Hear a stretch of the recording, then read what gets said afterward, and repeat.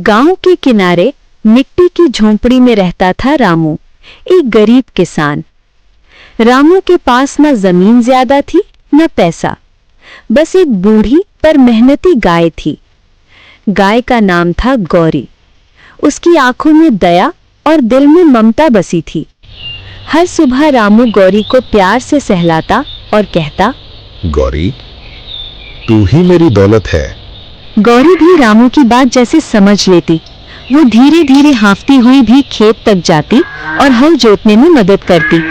गांव के लोग हंसते, अरे रामू, ये बूढ़ी गाय अब तेरे किस काम की? लेकिन रामू मुस्कुरा देता। ये मेरे लिए माँ जैसी है। दिन ढलते खेत से लौटकर गौरी कभी दूध देती तो कभी सिर्फ रामू के पास चुपचाप बैठ जाती। रामू उसी दूध से अपनी बीवी और बच्चों का पेट भरता। लेकिन एक साल ऐसा आया जब बारिश बिल्कुल न हुई।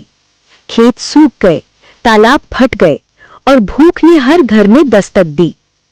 गांव वाले अपनी गाय बैल बेचने लगे।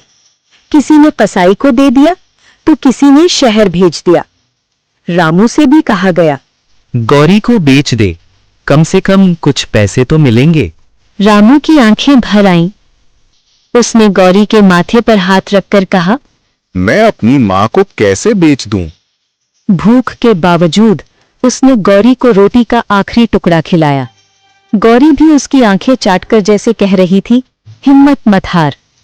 एक रात जब रामू भूखा सो रहा था, गौरी चुपचाप उठी और जंगल की तरफ चली गई।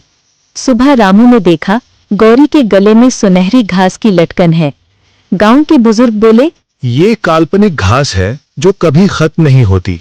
रामू ने उस घास को गौरी के सामने रखा। गौरी ने उसे खाया और फिर खूब दूध दिया।